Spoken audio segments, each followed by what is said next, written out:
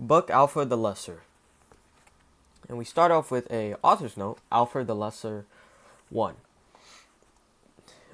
Translator or author's note here.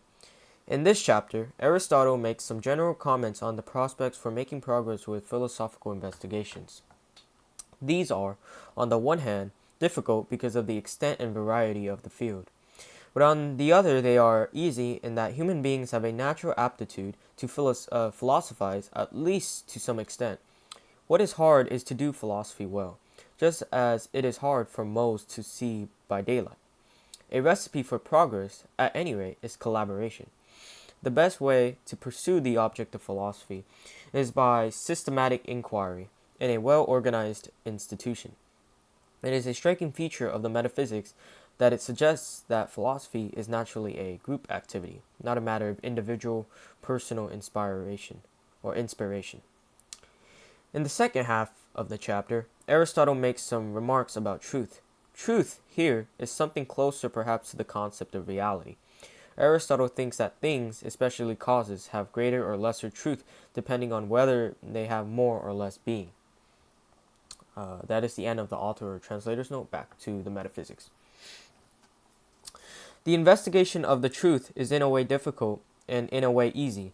An indication is that no one can worthily reach it, nor does everyone completely miss it. But each thinker says something about nature, and individually they make small contributions to it. And from them all together a certain volume arises.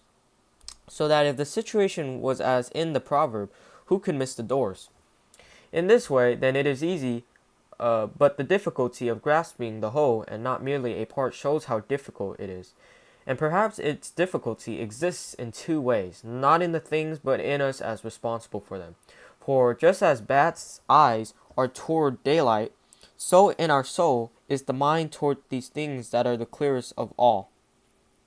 And we should not only be grateful to those in whose opinions we at all share, but to those who have gone astray. For even the latter have contributed something, since they have prepared the condition for us. For if Timotheus had never existed, there would be a lot of lyric poetry that we would not have. And if Phrynis, if that's how you pronounce his name, had not existed, then neither would Timotheus, and it is the same with the theorists of nature. For some of them we have taken over certain doctrines, whereas others were responsible for their existence. And it is also right that the study of the truth is called philosophy. For truth is the aim of theoretical thought, as action is of practical thought. And if we consider how things are, the cause is not in itself, but the practical thinkers consider what is relevant to a context. But we do not know the truth without the cause. And this is all the more true in each case in which synonymy arises, as fire is the hottest thing, for it is the cause of heat for other things too.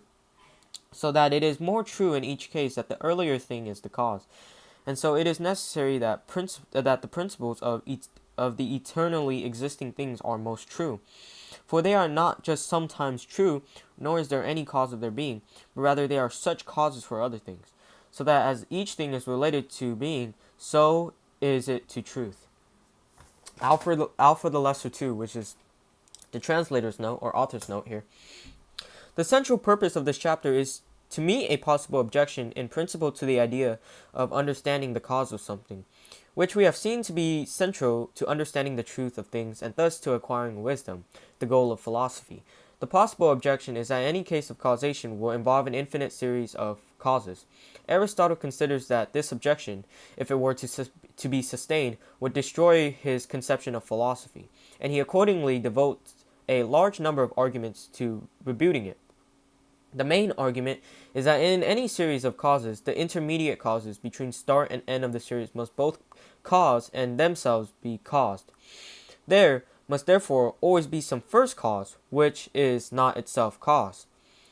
This sort of argument against infinite causal series is developed at greater length in the book Lambda. Moreover, just as a causal series must have a beginning, so must it also have an end. Any process has a natural and well-defined endpoint. The idea of infinite causal series is equally absurd for final and formal as for motive causation, since it would destroy in the one case the notion of a goal, and in the other very possibility of thought and knowledge about objects. The same consideration rules out the possibility against which Aristotle has already argued, that there could be an infinite variety of causes. That is the end of the author or translator's note. Back to the metaphysics, but also I want to let you guys know I'm so sorry if I pronounced some things wrong, like some of the philosophers' name, like Empedocles. I pronounced his name wrong, but forgive me. Back to the metaphysics. But that there is some principle, and that the causes of the entities are not infinite, either in perspective or in form, is clear. For neither the derivation from matter nor relative terms can sustain an infinite regress. For instance, flesh is from earth, earth from fire, fire from air, and at this point it stops. Nor that of the source of change. For instance, a man is moved by the air, and this by the sun, and the sun by strife, and of this there is no limit. And similarly, it is impossible that for the sake of what should sustain an infinite regress, such that walking is for the sake of health, and this is for the sake of happiness, and happiness for the sake of something else. And thus one thing is always for something else. And it is the same with essence. For of middle things, of which there is an extreme and prior, it is necessary that the prior is the cause of the things that come after it. For if we had to say which of the three is the cause, we would say the first, for it would certainly not be the last, for it is the last of nothing. But neither would we say the middle term, for it is of one thing, and it makes no difference if it is one or many, nor whether infinite or limited, but of the things that are unlimited in this way, and in general of the unlimited, all the parts are mediate in the same way as up to now. So that if there is no primary thing, then in general there is no cause.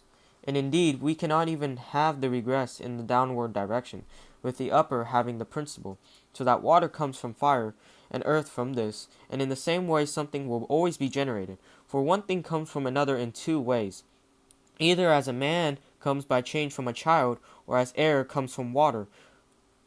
For in the former way, we say that the created arises from the creator, or the complete from the completer.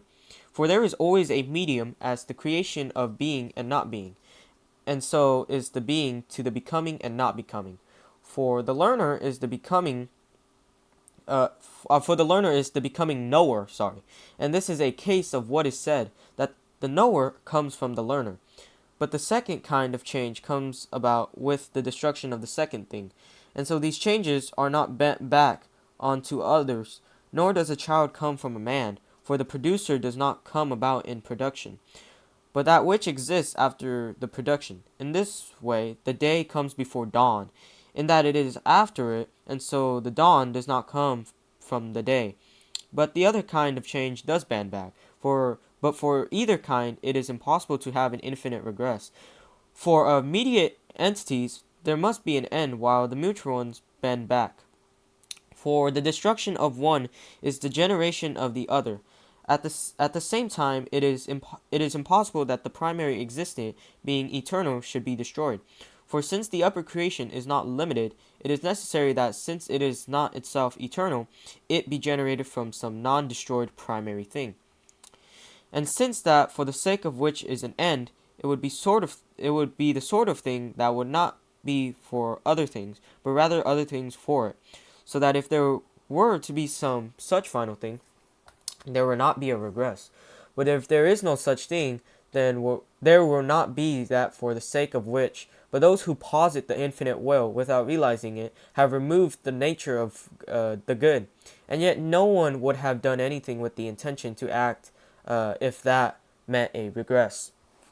Nor would there be mind among the entities, for the thing that has a mind is always acting for the sake of something, and this is a limit. For the end is a limit, and indeed the essence cannot either be taken to another definition increasing by the account, for there will always be rather something ahead of it, and that which is second does not exist. And of that which there is not a prior, there is also no sequential. And this theory also gets rid of knowledge, for we cannot know before we reach the atoms, nor does cognition exist. For how is it possible to have cognition of such limitless things? For it is not the same as with marks, which are not established by division, but we cannot know that which does not stand, which is why you cannot count an infinity of points. But it is also necessary to know the matter in something that is changing, and it is not possible for any infinite thing to exist, otherwise infinity would not be infinite. And indeed, if the forms of causes were limitless in number, not even so would cognition be possible, for we are thought to know when we have cognition of the causes. And the infinite, by addition, it is not possible to go through in finite time. Alpha the Lesser 3. This is the translator's note again, or author's note again, so let me read it. In this short chapter, Aristotle makes some pet points about method. Different types of study require different methodological approaches. But methodical preferences will also depend on the inclinations of the students. What is important is that the method for conducting any study is mastered before the study is attempted. It is not possible to learn the method and pursue the study at the same time. The best of all methods of study is that of mathematics, but this can only be used for things that do not undergo process of change. For natural things, which do move and change, a less rigorous method than mathematics must be employed. And that is the end of the translator note or the author's note. Back to the metaphysics. And our lectures on ethics are in accordance with this. For let us be prepared to speak in our accustomed manner, and the things in addition to this do not seem the same. But because of their unfamiliarity, they are less well known and stranger. For the well known is familiar, and the power of familiarity is shown by customs, in which mythical and childish factors, because of habit, have the same influence as knowledge about them. And some people will not accept a speech unless it is made in mathematical style, and others only if it does not use examples. And others demand that a poet be dragged in as a witness. And some say all things accurately, while others are offended by exactitude, either because they cannot grasp it or because of its brevity.